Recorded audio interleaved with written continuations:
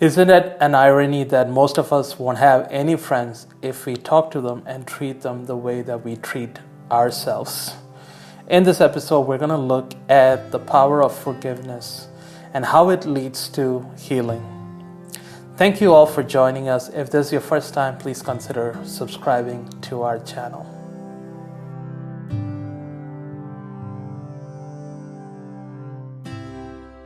Often when a wound occurs in our past, the enemy tells us a lie about ourselves because of that wound, and that becomes a reality in our life if we agree to it.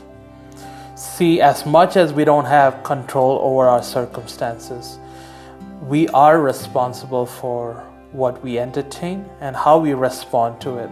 So what does the process of healing look like? The process of healing starts when you're ready to first let go of your past. See, the enemy would love for us to stay in our past, to get stuck in guilt and shame and somehow make the past our identity. He'll try to instigate us by saying that, hey, if you really feel, why are you feeling the way you're feeling right now? Romans 8 says this, there is now no condemnation for those that are in Jesus Christ. The day you accept Jesus, He gives you living waters of life instead of the baggage of stagnant and filthy waters of your past. Second, healing begins when you're ready to forgive your offender. Stop holding on to things that happened to you 15 and 20 years back.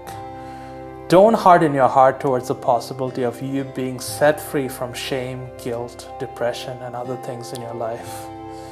Even Jesus would do this during His ministry time. He would call out the sin, but He would still give a second chance to the sinner himself.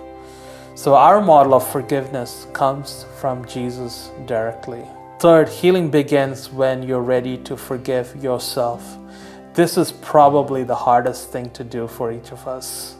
See, ask yourself this question: whose job is to take care of your heart? Whose job is to take care of your emotions? If we are true to ourselves, we cannot delegate our feelings to others. See, even God can and will only do a work based on the permission that we give Him over our life.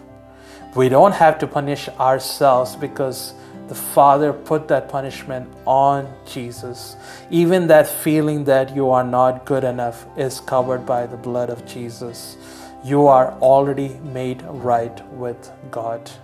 So you just need to accept it and then live in it. So remember that God has given us the freedom and the ability to make decisions, and that can become our greatest blessing or greatest curse.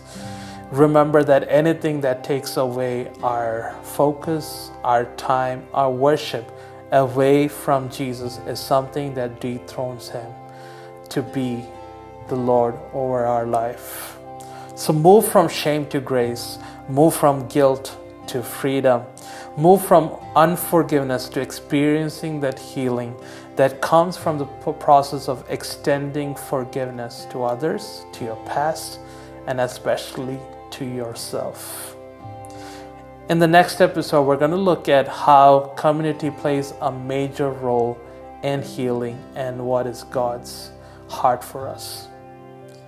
Thank you all for joining us. If this has blessed you, please share it with your friends and family. Thank you for listening. God bless you.